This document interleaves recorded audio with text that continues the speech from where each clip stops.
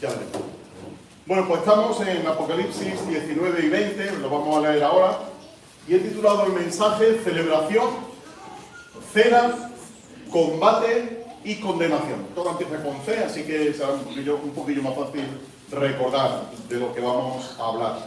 Y gracias también al equipo de música que se han preparado la canción en tiempo récord en esta mañana en un ratillo.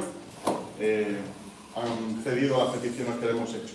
Celebración, cena, combate y condenación.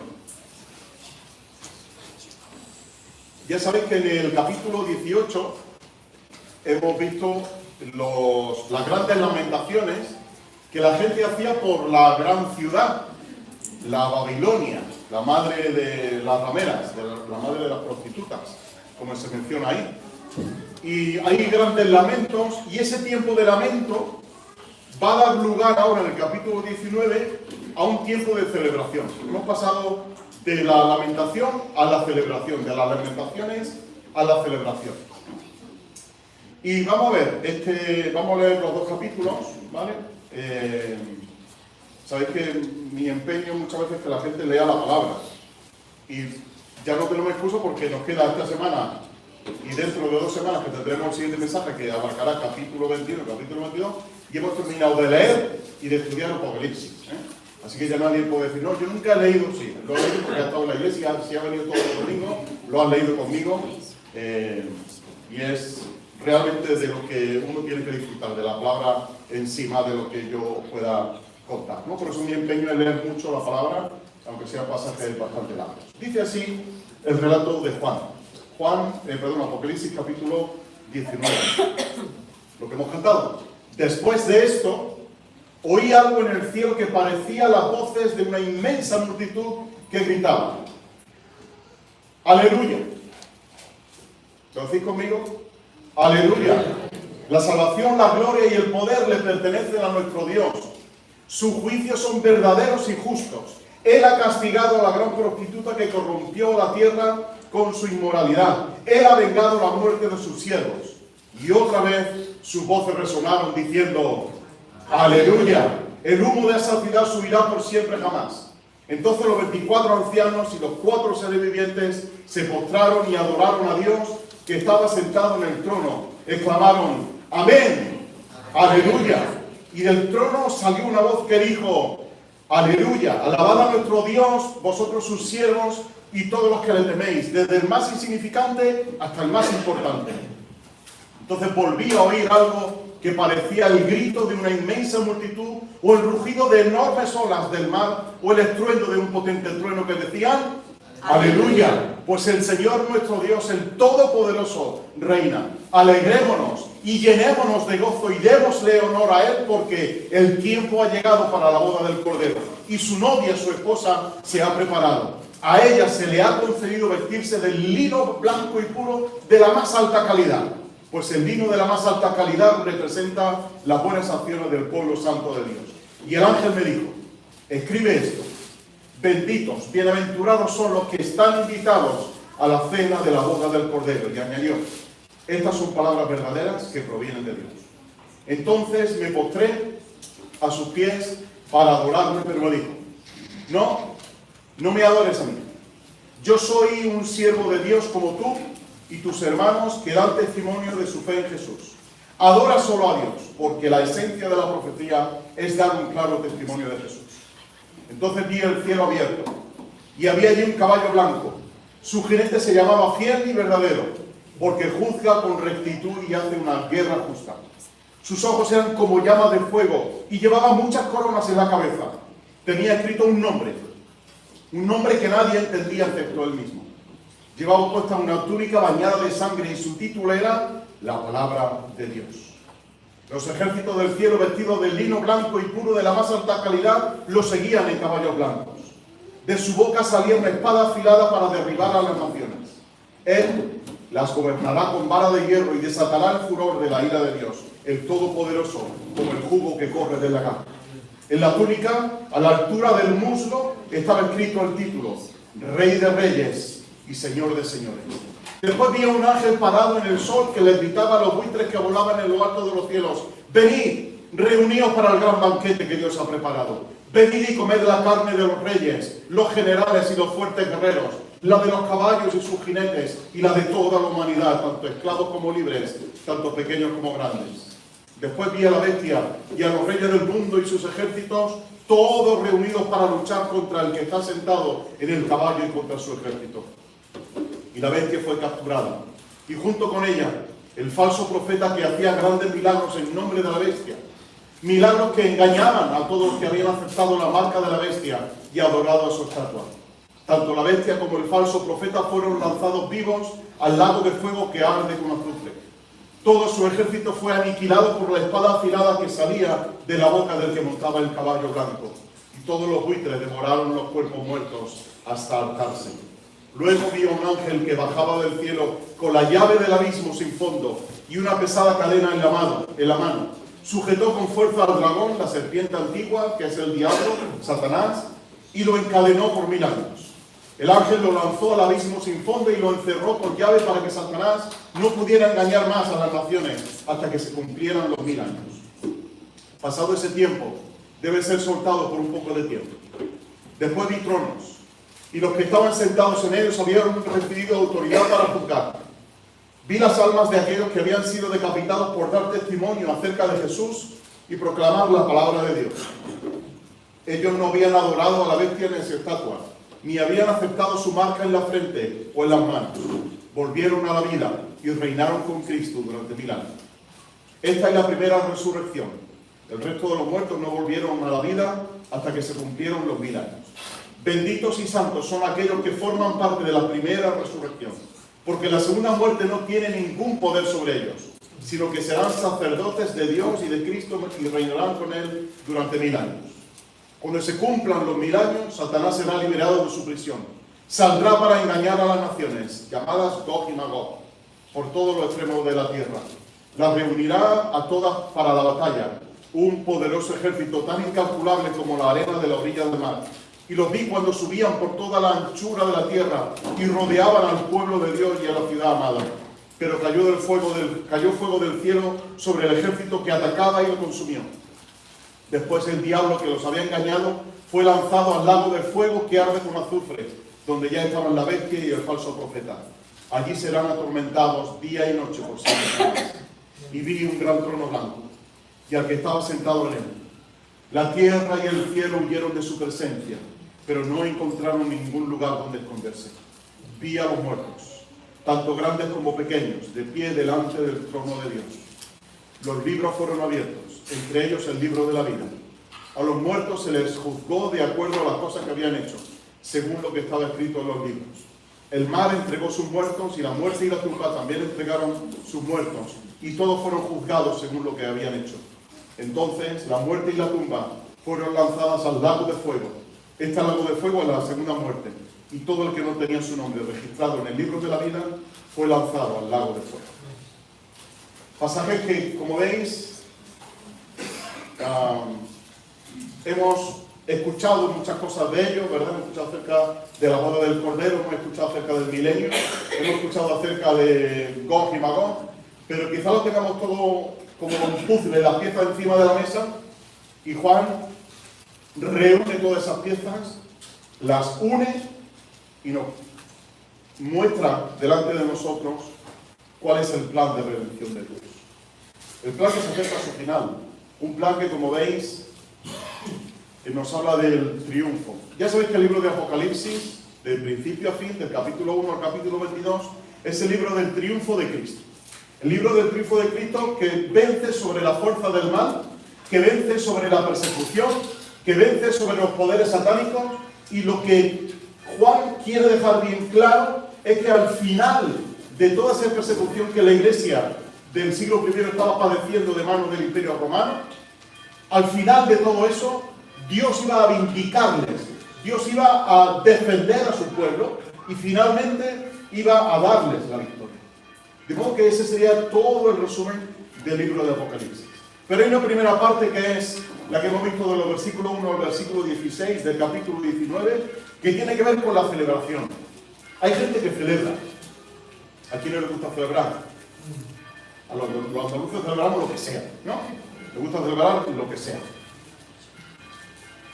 Pues en esta celebración, en esta gran celebración, vemos ahí en el capítulo, en el versículo 1, por ejemplo, se habla de una gran multitud, de una innumerable multitud, de una inmensa multitud que grita. ¿Recordáis en el capítulo 18 que estaban los marineros, que estaban los potentados, que estaban los comerciantes, que estaban todos lamentándose? ¡Ay de la ciudad! ¡Ay de la ciudad! Y ahora Juan da un giro a la historia y dice, pero mientras eso ocurre en la tierra, en el cielo hay gente que está adorando a Dios y está diciendo, aleluya, aleluya. Ocurrirán cosas en la tierra de lamento, pero hay una gran celebración en el cielo. Y hay esa multitud celestial que nos dice Juan que están ahí. Pero hay también en el versículo 4, lo menciona Juan, 24 ancianos y los 4 seres vivientes que ya hemos visto en otras ocasiones a quién representan, ¿no? Y en tercer lugar, el último, versículo 5, una voz que sale del trono. Así que hay una gran multitud, hay 24 ancianos, hay 4 seres vivientes y hay una voz que celebran y tienen todos el mismo motivo para adorar. Aleluya, aleluya y aleluya. Y creo que la caída de Babilonia se merecen esos 3 aleluyas. La gente se estaba lamentando, ay de la gran ciudad, y en el cielo se escucha aleluya, aleluya, aleluya. Porque la visión de la tierra es diferente a la visión del cielo. El propósito de la tierra es diferente al propósito del cielo. Y mientras en la tierra hay lamento, en el cielo hay celebración. ¿Celebración por qué? ¿Por qué celebran esta gente? ¿Qué motivos tienen para celebrar? Fijaos los motivos que nos da Juan. Primero motivo, versículo 1 al versículo 4. Hay un juicio contra el pecado. El pecado no puede quedar impune. Dios no va a permitir que el pecado se salga con la suya. Y como Dios no puede permitirlo por su santidad y por su justicia, Él va a juzgar al pecado. Y va a juzgar al pecado en la figura de la gran ramera Babilonia, que ejerció, como sabéis, una influencia corruptora. Lo tenéis en el capítulo 14, versículo 8. Una influencia corruptora sobre toda la humanidad. Dice, Babilonia cayó esa gran ciudad porque hizo que todas las naciones del mundo bebieran el vino de su apasionada inmoralidad. Así que, por ser un sistema que estaba corrompiendo completamente a toda la humanidad, ante esa influencia corruptora, que ha caído, como vimos la semana anterior, ese sistema que ha colapsado por completo, Dios es alabado porque ha hecho juicio sobre este pecado. Pero el juicio conlleva, versículo 1, salvación. Dice la salvación, la gloria, el poder le pertenecen a nuestro Dios. ¿Y por qué se mezcla esa alabanza y esa celebración porque ha caído la gran Babilonia con la salvación, la gloria y el poder que le pertenecen a nuestro Dios? Porque la salvación en este caso no es solamente la salvación personal que cada uno hemos recibido, que ya se merece un aleluya nuestro para el Señor, de que hemos sido salvados, sino que la salvación aquí implica todo el proceso redentor, todo el proceso de salvación que Dios ha hecho con la humanidad. Y dentro de todo ese proceso de salvación incluía la caída de Babilonia, incluía el juicio sobre Babilonia. Así que Dios ha cumplido todo ese programa de salvación. Y otro motivo que tienen, pues es que sus juicios, versículo 2, son verdaderos y justos. Es decir, son válidos, son imparciales y juzgan con justicia, con rectitud, ¿no? Porque ha castigado, versículo 2, a la gran prostituta que corrompió la tierra con su inmoralidad. Y otra razón que da es que ha vengado la muerte de sus siervos. Pero además, en el versículo 4, viene a decir que sus juicios son completamente definitivos. Así que el primer motivo que tiene esta gente para celebrar es que hay un juicio contra el pecado de parte de Dios. Dios no va a dejar el pecado impune. Ahora, hay una frase de un escritor que me parece súper acertada. Si consideramos, dice él, lo estoy parafraseando, si consideramos que los juicios de Dios o si consideramos de manera correcta los juicios de Dios, dice él, nosotros, nuestro pueblo, el pueblo de Dios, se puede regocijar. Nos podemos regocijar en el que Dios hace juicio. Dice él, pero se regocijará, el pueblo de Dios se regocijará temblando al recordar que el juicio de Dios comienza ¿por dónde? Por la casa de Dios. Así que nos podemos alegrar del juicio contra Babilonia, de que va a colapsar por completo. Claro que sí, porque es obra de Dios. Pero regocijémonos con temblor, porque sus juicios comienzan en su casa, como dice el apóstol Pedro en su primera carta, ¿verdad? Es necesario que el juicio comience por la casa de Dios. Así que regocijémonos, alegrémonos, pero temblemos ante los juicios de Dios.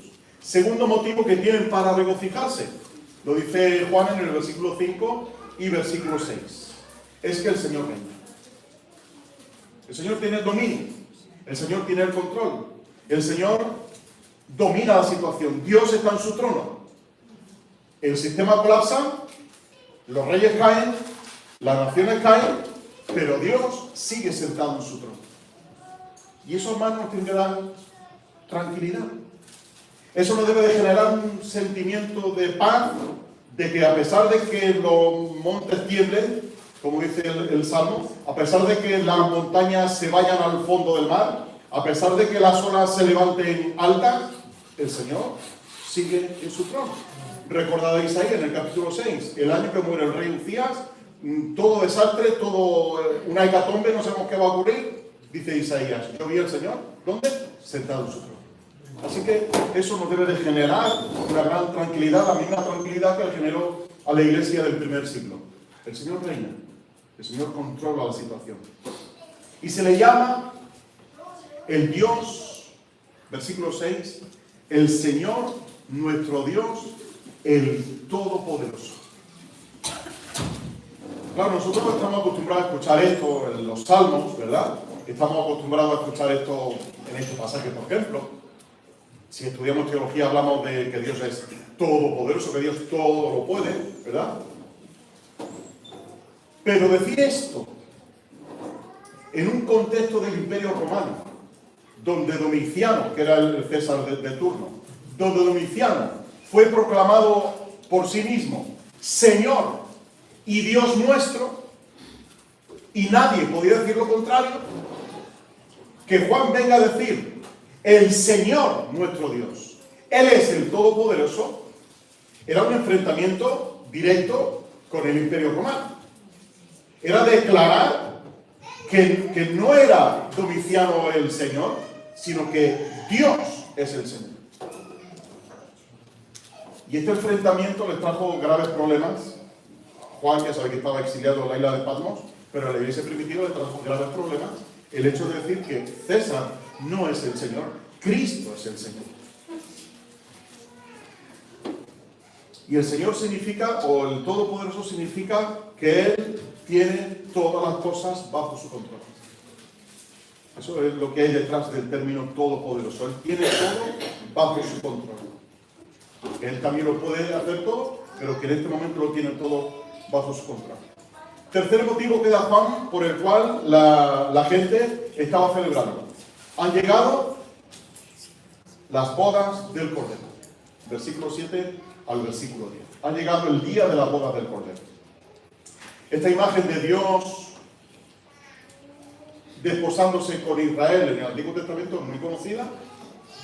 Es muy conocida para los judíos, es muy conocida para estos que reciben el libro de Apocalipsis.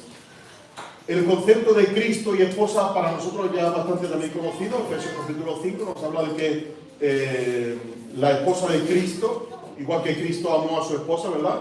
Ese pasaje que tenemos allí en 5, 26, 27. Tenemos también el concepto de Mateo capítulo 22, cuando el novio viene a recoger a la esposa. Y os pongo un poquillo en situación, quizás lo conocéis, pero si alguien no lo conoce, pues tiene esta mañana la oportunidad de conocerlo. ¿Cómo celebraban una ceremonia de bodas, ¿no? en esa época? El matrimonio se pactaba desde pequeño. Las dos familias se ponían de acuerdo y decían, mi niño para tu niña, ¿no? o mi niña va a ser para tu niño. Entonces pactaban ahí entre las familias cuando los niños eran pequeños todavía, no podían decidir, pero las familias pactaban. Y se le entregaba, de parte del novio a la novia, se le entregaba una dote, ¿verdad? Se le daba una señal para decir, es para mi hijo y aquí tienes la dote, ¿no? Cuando estos dos niños ya se habían hecho adultos y tenían capacidad de decidir, el novio, porque ya sabía quién iba a ser su novia, el novio y sus amigos iban hacia la casa de la novia para traerla a la casa del novio. Y una vez que estaban en la casa del novio, él la introduce en el banquete y cuando el novio pasa a la novia al banquete, se celebra el banquete de bodas con todos los invitados allí presentes y se celebra finalmente la boda y hay un matrimonio legal. Durante el tiempo en el que no están antes del banquete, el tiempo que hay antes del banquete se llaman los desposorios, ¿no? Y ese tiempo de desposorio era como si estuvieras casado, pero sin vivir con tu esposa, ¿no? Tenías un compromiso firme y no podías obviarlo, no podías pasártelo por alto, ¿no? De modo que esa es la imagen que hay detrás de todo esto. Efesios 5, 26 y 27 dice que Cristo nos ha redimido, nos ha comprado, ha dado un precio por nosotros. ¿Recordáis lo que acabamos de ver de la ceremonia de bodas? El padre paga un precio para rescatar, o sea, para que esa niña sea la futura esposa de su niño, ¿verdad? Paga un precio por nosotros, se prepara la esposa y después viene finalmente el tiempo en el que estaremos celebrando la boda del Cordero. Y me llama la atención algo muy bonito que dice Juan en el versículo 7 y versículo 8. Dice, alegrémonos, llenémonos de gozo, démosle honor a Él, porque el tiempo ha llegado para la boda del Cordero. Y su esposa se ha maquillado, se ha hecho una limpieza cosmética, está bien arreglada, está bien preparada, pero no solamente el día de la boda, sino los días previos para que el vestido entre, ¿no? Todos hemos vivido esas situaciones. Los meses antes a lo mejor ha engordado un poquito a la novia, el vestido que le han preparado ya no le entra bien, tiene que perder algún filillo para que no, ¿verdad? Todo bien preparado, el velo bien preparado, el vestido bien preparado, el vestido bien limpio, que no tenga mancha ni arruga, suena todo esto, ¿verdad? Que no tenga mancha ni arruga para que cuando venga el novio la reciba completamente preciosa. Y el novio se prepara. Pero escucha lo que dice Juan, versículo 8. Se le ha concedido. No que ella se ha ganado el vestirse de lino blanco y puro de la más alta calidad, lino fino, sino que se le ha concedido. ¿Qué quiero decir con esto? Que tenemos que prepararnos como esposa de Cristo, tenemos que prepararnos. Pero el hecho final de que tú seas vestido con lino de la mejor calidad, con una ropa de la mejor calidad, no depende de ti ni depende de mí, depende de Dios, que te lo concede en su gracia. Tú te tienes que preparar, yo me tengo que preparar, pero Dios nos concede el vestirnos de lino fino, blanco y resplandeciente. ¿Por qué? Filipenses capítulo 2, versículo 13. Dios es el que produce, ocupados en vuestra salvación, con temor y temblor. ¿Por qué? Porque Dios es el que produce en vosotros el querer y el hacer por su buena voluntad, ¿verdad? Así que, ¿yo me tengo que ocupar de mi salvación? Claro que sí. Pero ¿a quién tengo detrás ayudándome, sosteniéndome y preparándome para ocuparme de mi salvación? A Dios, con el poder del Espíritu Santo. Así que, la novia se prepara y se le concede vestirse de lino blanco y puro de la más alta calidad. Y ese lino fino, dice Juan, son las buenas acciones del pueblo santo de Dios. ¿Sabes que tú y yo, cuando estemos delante de la presencia del Señor, estaremos así, estaremos limpios, resplandecientes, estaremos preparados?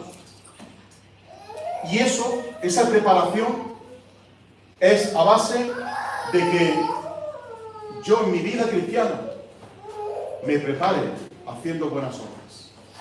Me ocupe en hacer buenas obras. Me ocupe en hacer el bien. Me ocupe en ayudar. Me ocupe en lo que realmente importa. Misericordia quiero y no sacrificio, dice el Señor. En atender al huérfano, en atender a la viuda, en atender las necesidades de hermanos y de hermanas, en estar pendiente de uno, en estar pendiente del otro, en ayudar, en colaborar. Y es un gran contraste todo este vestido de la esposa, el gran contraste con Babilonia. Recordéis el capítulo 18, se había vestido de color púrpura, se había puesto joyas por todos lados, estaba, ¿cómo se dice? Choni, ¿no? Como se suele decir ahora, Cali, ¿no? Estaba muy llamativa, demasiado pintarrajeada. Sin embargo, la esposa viene con el lino blanco, puro, resplandeciente, ¿no? Y todo esto nos puede llamar mucho la atención, es decir, qué bonito la esposa allí, de blanco, pero en toda boda, ¿quién se lleva las mejores fotos? ¿Quién se lleva la atención de todo el mundo que viene? De la novia, ¿sí o no? Viene la novia y todo el mundo se pone de pie. Viene el novio y pasa usted aquí a esperar a la novia, ¿no? Pero viene la novia y cuando viene la novia todo el mundo se pone de pie, todo el mundo en silencio, suena la marcha nupcial y todo el mundo fijándose en qué vestido lleva, qué brocado lleva, fíjate, qué blanco tan bonito, hay la cola que lleva, fíjate, hay el velo qué bonito, qué transparente, que de seda, que no. Pero en esta boda, ¿sabéis qué? La novia no se lleva el protagonismo, se lo lleva el novio, se lo lleva Cristo. No dice, alegrémonos y llenémonos de gozo porque la novia, no. Alegrémonos porque el novio ha venido a recoger a la novia. Y el gozo viene de ahí, porque el novio va a ser el verdadero centro de atención de esta boda. Y cuarto motivo que da Juan, ¿por qué se alegran toda esta gente, esta inmensa multitud? Porque aparece en escena el Rey de Reyes y el Señor de Señores. Aquel que en el Salmo 24 se dice de él, recordáis en el versículo 7, abrid puertas eternas para que entre el Rey de Gloria. Y ahora las puertas del cielo se abren para que salga el Rey de Gloria. Y se abre el cielo, dice Juan. Y se abre el cielo, versículo 11, y había un caballo blanco. ¿Recordáis las palabras de Zacarías? He aquí tu rey viene a ti, manso y humilde, montado sobre un pollino, hijo de asna. ¿Recordáis? ¿Qué nos dice Juan que viene, cómo viene el rey? El rey viene en un caballo blanco. El rey viene dispuesto a batallar, dispuesto a luchar y dispuesto a vencer. Y ese rey, dice Juan, se llama fiel y verdadero. Ahora, ¿por qué Juan usa esto? ¿Por qué le pone ese epíteto de fiel y verdadero? Primero lo dice él porque juzga con rectitud y hace una guerra justa, ¿no? Pero ¿no suena a vosotros a un contraste con Satanás que ha descrito Juan antes en capítulos previos? Cuando dice, por ejemplo, que Satanás rompe el pacto, se comporta de manera infiel. ¿No recuerda cuando Satanás, en vez de ser verdadero, es falaz, es falso? Cuando dice que engaña a las naciones. Satanás engaña y es infiel. Este jinete que viene del cielo es fiel y verdadero. Fiel porque cumple lo que ha dicho, y verdadero porque todo lo que ha dicho lo va a hacer con rectitud y va a hacer una guerra justa. Así que ese fiel y verdadero se contrasta con ese Satanás infiel y falaz. Dice que trae sus ojos como llama de fuego. La llama de fuego sirve para limpiar, sirve para purificar, sirve para quemar lo que no sirve. Y esa llama de fuego, hermanos y hermanas, serán las que escudriñen nuestro corazón, escudriñen nuestras intenciones y vean lo que hay detrás de todo lo que hacemos. Tiene un conocimiento ilimitado. Pero no solamente eso, tiene además un poder ilimitado porque dice que trae muchas coronas en la cabeza. ¿Recordáis en el capítulo 13, capítulo 14, cuando se describe a la bestia que tenía 10 coronas en su cabeza? Ahora dice, Cristo viene con muchas coronas a la cabeza. Tiene el poder ilimitado. La bestia lo tiene limitado y este jinete, fiel y verdadero, que es Cristo, tiene un poder completamente ilimitado. Y trae una espada en su mano. Trae una espada para luchar, que es el símbolo del irresistible poder de su palabra, de su juicio y de su gracia. Una palabra que va a emitir, porque tiene un poder activo, recordáis en Génesis capítulo 1, y dijo Dios, sea, y fue. Dijo Dios, sean los cielos, y fueron los cielos. Dijo Dios, produzcan las aguas, y produjeron las aguas. El poder activo de la palabra de Dios. El poder capacitante de la palabra de Dios. Aquel poder que, recordáis al centurión que dice, necesito que cures a mi siervo, pero solamente di una palabra y se sanará. Una palabra a la distancia, una palabra a no sé cuántos kilómetros de donde estaba enfermo, y ese hombre tiene tanta fe, Marcos capítulo 4, tiene tanta fe que dice, Señor, con que diga la palabra se va a sanar. ¿Creemos esto? ¿Creemos que el Señor, si dice su palabra, va a sanar a hermanos y hermanas que están enfermos? ¿Creemos que el Señor, si dice una palabra, puede solucionar nuestro problema? ¿O tenemos alguna duda de que, bueno, tampoco, así de golpe, sí, así de golpe, lo puedo hacer? Señor, dime una palabra y mi siervo sanará. Y en Mateo capítulo 8, versículos 8 y 9, también hay otro, no recuerdo ahora a qué decía mención, lo apunté aquí, pero no recuerdo, lo voy a ver un momentito. Mateo capítulo 8, versículos 8 y 9, cuando dice, bueno, este es el caso de este que acabo de comentar, del oficial, ¿vale? Pero el de Marcos capítulo 4 es cuando Jesús está en la barca con la gran tempestad y dice al viento y al mar, calmaos. Dice que se hizo una calma completa en aquel momento y todos pudieron salir sanos y salvos de aquella tormenta. Así que el poder de la palabra de Cristo, hermanos y hermanas, es hoy día también poder para salvar. El Evangelio sigue siendo poder para salvación. La fe viene por él, oír, y el oír el qué? La palabra de Cristo. Así que la palabra de Cristo, hermanos y hermanas, tiene poder. Y dice Pablo que Cristo, con el poder de su boca, cuando le escribe a los tesalonicenses, a la segunda carta, en el capítulo 2 y versículo 8, le dice lo siguiente. Dice, entonces el hombre de anarquía será dado a conocer, pero el Señor Jesús lo matará con el soplo de su boca y lo destruirá con el esplendor de su venida.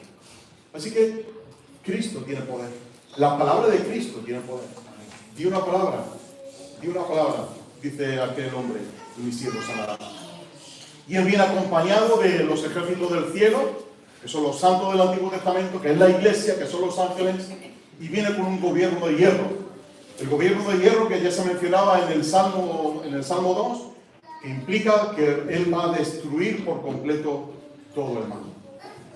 Así que todo esto es la celebración que va a haber. Va a haber bodas, va a haber aleluyas, porque el Señor ha vencido, porque el Señor reina, porque el Señor ha hecho juicios justos y verdaderos.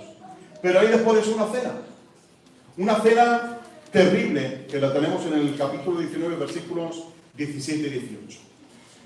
Se le llama la cena de Dios, no es la cena de la boda del Cordero, son dos cenas diferentes. Esta es la cena de Dios. Y es la gran cena de Dios, versículo 17. Una gran cena, un gran banquete que Dios ha preparado, que lo tenemos también en Ezequiel capítulo 39, donde viene a reflejarse de alguna manera la destrucción final, la destrucción irreparable de los enemigos de Dios. Dios va a vencerles, y como va a vencerles finalmente, esa carne, fijaos que no habla de espíritu, no habla de alma, habla de carne, ¿no? De lo esencial. Recordad, por ejemplo, en Génesis capítulo 6, cuando se habla de que el hombre se había convertido en carne, ¿no? El hombre era carne, no era un ser completo, era carne, ¿no? Y aquí lo que Juan viene a decirnos es esa carne, esa maldad, ese pecado que habita en el ser humano ha sido vencido. Y como ha sido vencido, venid y comed esa carne. Invita, como veis, a las aves del cielo para que vengan a comer esa carne de reyes, de generales, de fuertes guerreros, de caballos, de jinetes, de toda la humanidad, esclavos libres, pequeños y grandes.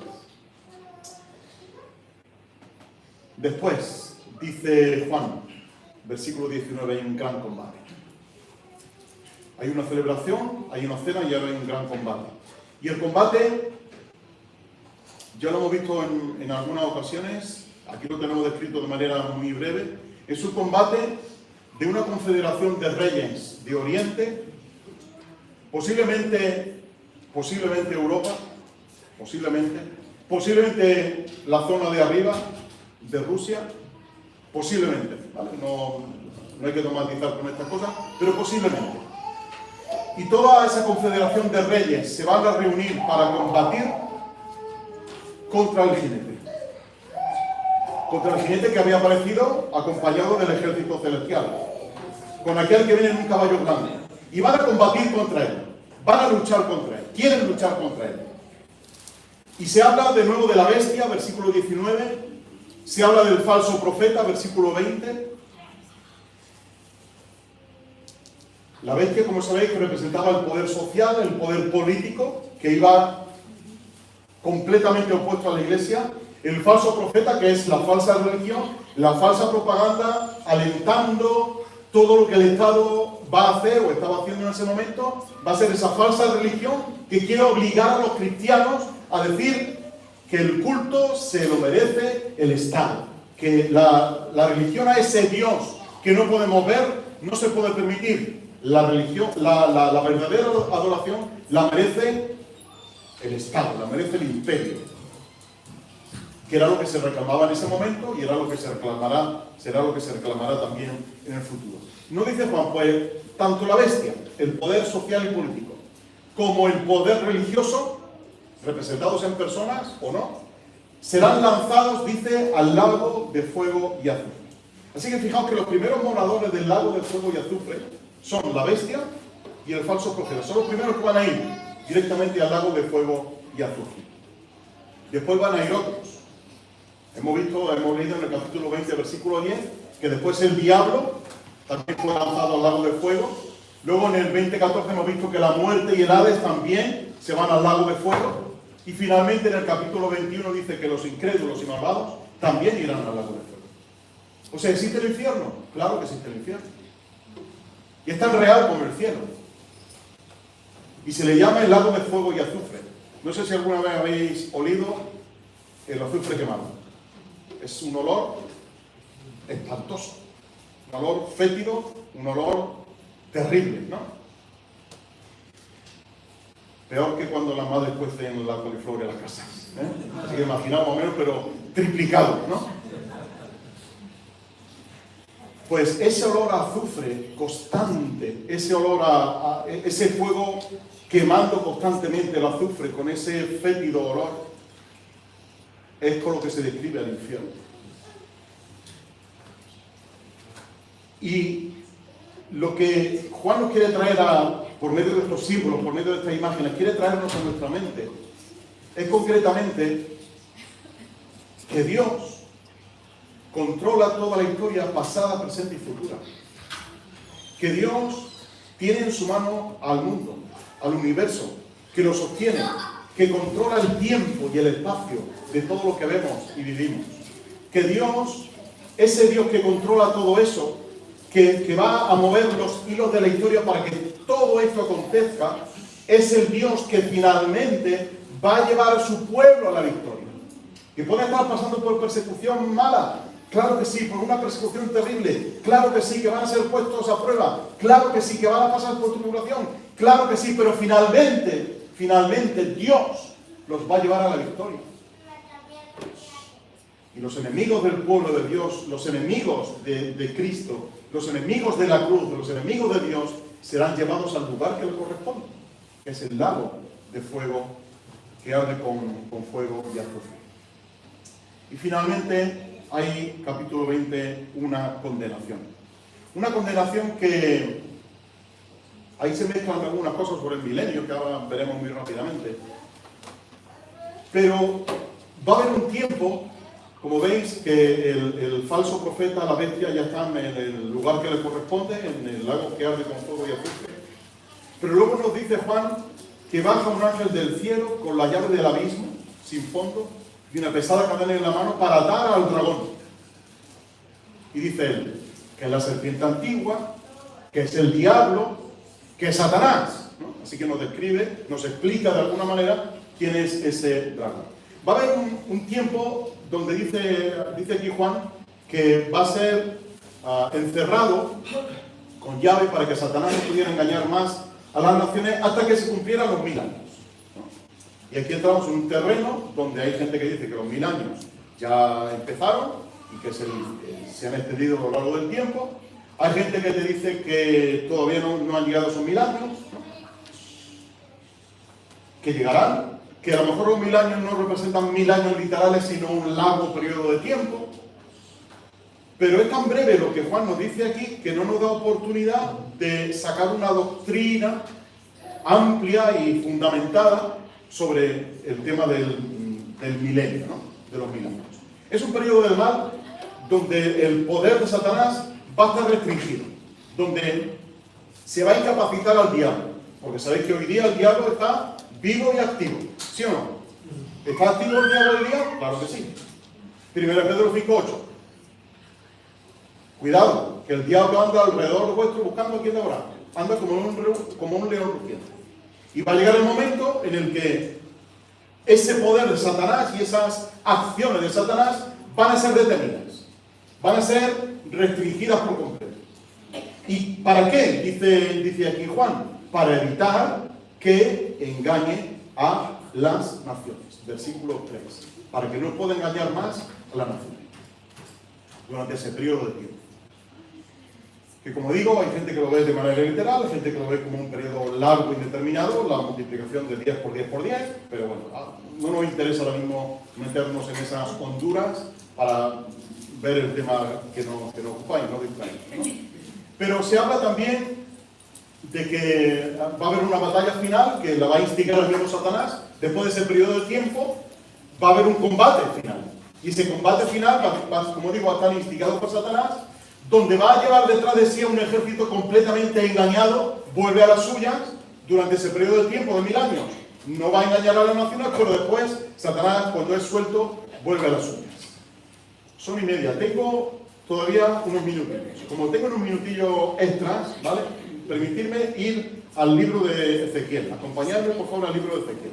Porque para entender esto que estamos diciendo, es necesario entender lo que ya se había dicho en la antigüedad por medio del profeta Ezequiel, el capítulo 38. Ezequiel es un profeta, para mí, valiente como todos, ¿no? Pero este sí puede ser más valiente todavía. Y en el capítulo 38, capítulo 39, se habla de que Dios finalmente va a destruir el mal. Dice en Isaías capítulo 25, destruirá la muerte para siempre, ¿no? Dios va a vencer por completo el mal. Pero hay dos nombres que hemos visto aquí en el capítulo 20 de Apocalipsis, Gog y Magog, ¿no? Y sobre estas cosas se lucubra también mucho. Pero fijaos lo que dice Ezequiel 38. Dice: este es otro mensaje que recibí del Señor.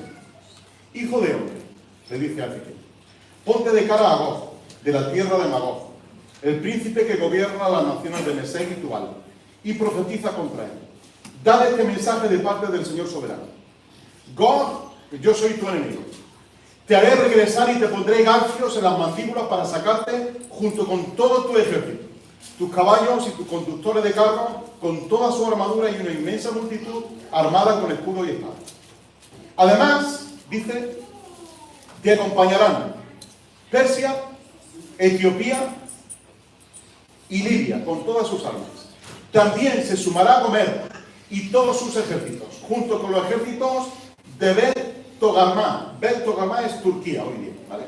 Bet Togarmá, desde el lejano norte y muchos otros. Prepárate, alístate. ¿Recordáis lo que ha dicho Juan? Satanás engaña a las naciones para que vayan contra el jinete. Nos está recordando todo esto de Ezequiel capítulo 38. Un ejército guiado por Gog, que va a reunir a naciones, que se mencionan ahí, los versículos 5 al 6. Y ahora Dios le dice: prepárate, alístate, mantén movilizado a todo el ejército que te rodea y toma el mando de ellos. Al cabo de mucho tiempo recibirás la orden de entrar en combate.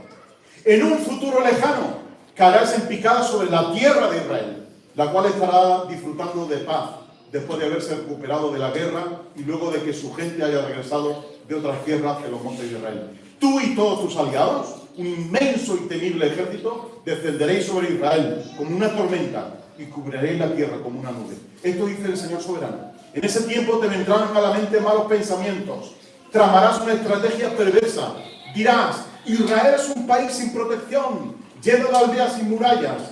Marcharé contra Israel y destruiré a su pueblo que vive tan confiado. Iré a esas ciudades que antes estaban desoladas y que ahora están repletas de gente que regresó del destierro de muchas naciones. Las saquearé, me llevaré un enorme botín, porque ahora los habitantes son ricos en animales y en otras posesiones. Piensan que el mundo gira a su alrededor. Sin embargo, los de Sabá y de Dan y los mercaderes de Tarsis preguntarán: ¿de verdad piensas que los ejércitos que has juntado podrán robarle la plata y el oro? ¿Piensas que puedes llevarte los animales, apoderarte de sus bienes y saquear su riqueza? Por lo tanto, hijo de hombre, profetiza contra vos. Dale este mensaje de parte del Señor soberano: cuando mi pueblo viva en paz en su país, entonces tú te despertarás. Vendrá desde tu tierra natal en el lejano norte con tu inmensa caballería y con tu poderoso ejército. Atacarás a mi pueblo Israel y cubrirás su tierra como una nube. En ese futuro lejano, Apocalipsis capítulo 20, te traeré contra mi tierra ante la vista de todos y se demostrará mi santidad. Y ese nombre o ese término de mi santidad se repite en el capítulo 38, capítulo 39. Dios va a defender a su pueblo por su santidad y por su nombre, por la reputación de su nombre. No por la reputación de Israel, sino por la reputación de su propio nombre. Así que en esa batalla final va a haber una victoria, pero sin lucha. Se van a levantar todos estos ejércitos contra el pueblo de Dios. Van a rodear, como hemos visto aquí en estos versículos, van a rodear al pueblo de Dios, pero Dios lo va a vencer con el poder de su palabra. Y va a vencer sin lucha. ¿Sabéis por qué? Porque Satanás comienza ¿cómo? Engañando. ¿Y sabéis cómo acaba? Engañando. ¿Por qué? Pues con las propias palabras del Señor Jesús, creo que van a ser suficientes cuando Él habla del propio Satanás, ¿no? Y fijaos lo que dice Jesús en Juan 8:44. Dice: vosotros sois hijos de vuestro padre el diablo, y os encanta hacer las cosas malvadas que él hace. Él ha sido asesino desde el principio, y siempre ha odiado la verdad, porque en él no hay verdad. Cuando miente, actúa de acuerdo con su naturaleza, porque es mentiroso y es el padre de la mentira. Y él empieza engañando en Génesis capítulo 3, ¿y cómo acaba? Acaba engañando a las naciones. Hay una descripción de ese infierno que se va a vivir, de ese infierno que existe, ese lago de fuego, una definición que tiene el profesor La Cueva que es buenísima. Dice que el infierno es estar siempre muriendo sin acabar jamás de morir. Fijaos la profundidad de esto, ¿no? Estar siempre muriendo sin acabar jamás de morir. Ese es el infierno.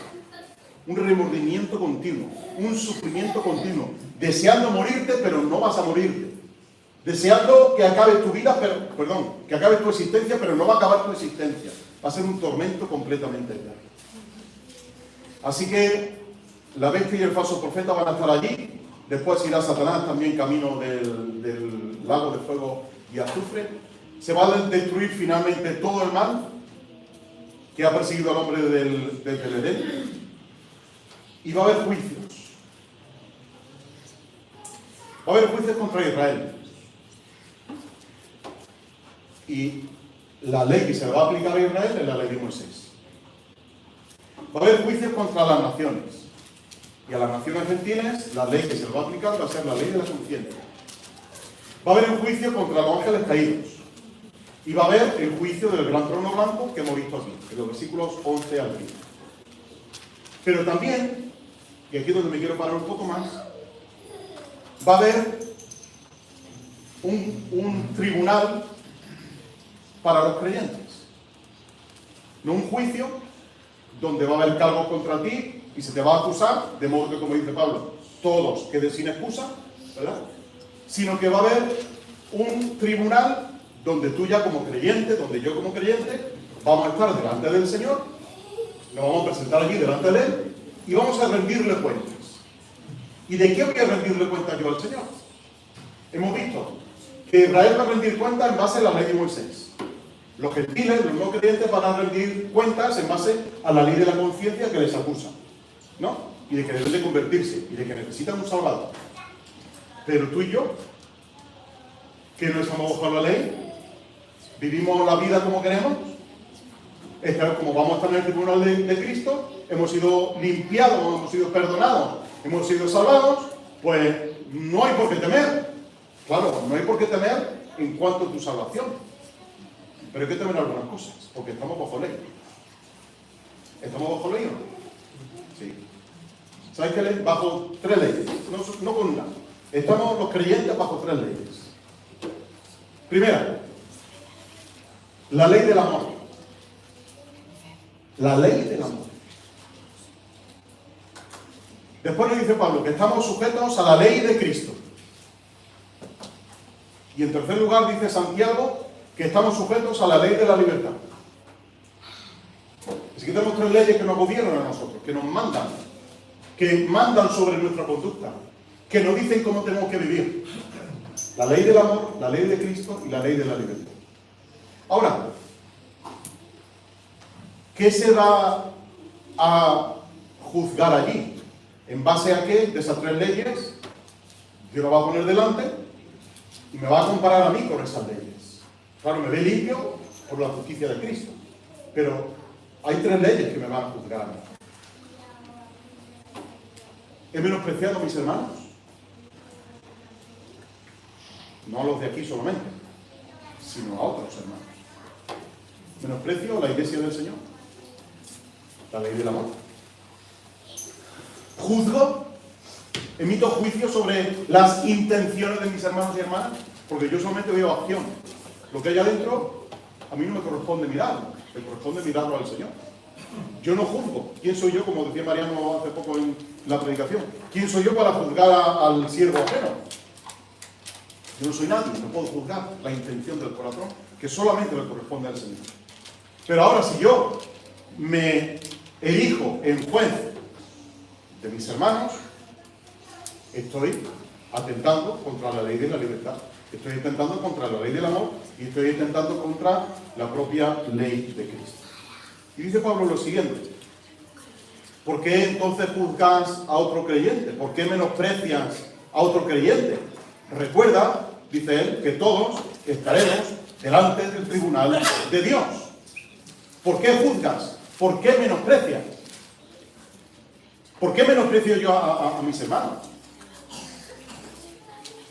¿Y por qué no debo hacerlo? ¿Por qué juzgo a otro creyente cuando no debo hacerlo? Porque yo voy a dar cuenta de mí, no voy a dar cuenta de Cita, ni de Samuel, ni de Mariano, ni de Mercedes. Voy a dar cuenta de mí, de mis intenciones. Al otro, cada uno dará cuenta a Dios de sí. Y cada uno daremos cuenta al Señor. Pero no solamente si he juzgado y he menospreciado a mi hermano. Dice también Pablo que daremos cuenta de nuestro servicio al Señor, de qué hayamos hecho. Sea bueno o sea malo. Porque todos, dice Pablo en 2 Corintios 5:10, todos compareceremos ante el tribunal de Cristo, para ser recompensados en base a lo que hayamos hecho en esta vida, sea bueno o sea malo.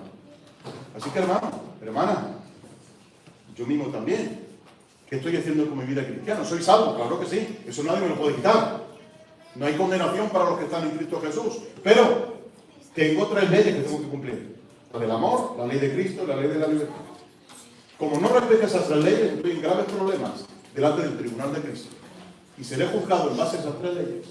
Y tengo que tener mucho cuidado de que aquel día, como dice Juan, no me aleje del Señor avergonzado. Porque me puedo alejar del Señor avergonzado diciendo, tenía que haber hecho esto en vida, ¿no? Así que no digamos, como decíamos antes, ¿no? Como Dios va a enjuiciar al mundo, nosotros somos salvos, vamos a estar en su presencia y viva la cepa. No, viva la cepa no. Vamos a pasar por el tribunal de Cristo. Y ojo, porque te puede llevar recompensa o no llevarte absolutamente nada. Y tu recompensa, ¿sabes para quién es al final? No es para ti, no es para que tú te cuelgues la medalla, como el otro día se dieron la bandera de Andalucía y la medalla de Andalucía y van todo el mundo con su bandera, con su medalla. No. La corona que tú recibas la vas a tomar. Te la vas a quitar, 1, 2, 5, la que sea. Te la vas a quitar y la vas a echar ¿dónde? A los pies de Cristo. Así que tenemos una gran responsabilidad. ¿Y por qué? Con esto acabo ya. ¿Por qué se habla aquí de que se abren libros y si la gente va a ser juzgada en base a sus obras? Si entendemos nosotros por Romanos especialmente, la epístola a los Romanos, entendemos que ningún ser humano va a ser juzgado en base a sus obras, porque aquí se habla de que se abren los libros y dice que los libros fueron abiertos, versículo 12 del capítulo 20, entre ellos el libro de la vida. A los muertos se les juzgó de acuerdo a las cosas que habían hecho según lo que estaba escrito en los libros. No hay contradicción entre una cosa y la otra, si no vamos a ser juzgados por obras. ¿Por qué aquí se abre un libro donde hay obras escritas? Porque las obras son la materialización de la fe. ¿Lo dice Santiago? ¿Sí o no? ¿Tú dices que tienes fe? Demuéstramelo por tus obras. La fe es algo etéreo, es algo, un concepto ético, un concepto moral, espiritual. Pero dice Santiago, vale, demuéstramelo. Quiero ver eso materializado. Y como eso tiene que estar materializado, es por eso que se juzgan las obras. La gente de la calle, hay gente que dice que tiene fe. Pero te lo demostré. Tú y yo decimos que tenemos fe, ¿sí o no? Lo estamos demostrando. Lo estamos viviendo. Estamos materializando nuestra fe. Porque dice el apóstol Pedro en su primera carta estas palabras. Me queda este versículo y otro, ya la conclusión y esta. Dice Pedro en su primera carta, en el capítulo 1, versículo 17. Recordad que el Padre Celestial, a quien vosotros oráis, no tiene favoritos. No tiene favoritos. No prefiere a José sobre mí. Que lo prefiere a él mejor, pero porque es más guapo. Pero Dios no tiene favoritos. Él os juzgará o os recompensará según lo que hagáis. ¿Veis? Según lo que hagáis. Así que, dice, tenéis que vivir con un reverente temor de Él mientras sois extranjeros de la tierra. Tengo que vivir la fe, tengo que materializar la fe. Porque Dios me va a recompensar según lo que yo haga, no según lo que piense, según lo que haga. Así que el resumen de todo esto, hermanos, el resumen de toda la escatología, de toda la teología escatológica, de todo lo que tiene que ver con el futuro, el resumen es muy sencillo, ya lo he dicho muchas veces a lo largo de todos estos meses. Dios vence y nosotros estamos de su lado. Podemos discutir si son 1000 años literales, no. Podemos discutir si pasamos por la tribulación o no, o pasamos por media tribulación nada más. Podemos discutir si el Señor viene antes a recoger a su iglesia y luego viene a la tierra, o no. Podemos discutir un montón de cosas. Podemos decir si hay milenios, si no hay milenios, si Cristo viene antes del milenio, después del milenio. Podemos discutir 10.000 cosas. Pero todo se resume en el libro de Apocalipsis. Dios vence, Dios se lleva la victoria y tú y yo estamos de su lado. Si el Señor es por nosotros, ¿quién contra nosotros? Estamos de su lado. Y por lo tanto, hay gozo por eso. Pero hay rendición de cuentas. Hay un juicio para los inconversos y hay un juicio también para nosotros. Un tribunal por el que pasa esto. Y esto, hermanos, nos debe de llenar de responsabilidad. Nos debe de llenar de un sentido de la responsabilidad cristiana, de vivir la vida cristiana tal y como Dios manda, que no nos podemos despistar ni un segundo. Tenemos que ocuparnos de nuestra salvación, con temor y con temblor. Que los días son malos, que el tiempo es difícil, que la vida no es favorable, pero aún así tenemos que estar dispuestos para cuando el Señor nos llame, para cuando suene la trompeta y cantamos en aquel himno, cierto estoy, que por su gracia allí estaré. Así que, hermanos, que el Señor sea glorificado. Y acabo con las palabras de Juan. Aleluya. Aleluya, porque el Señor reina. Amén.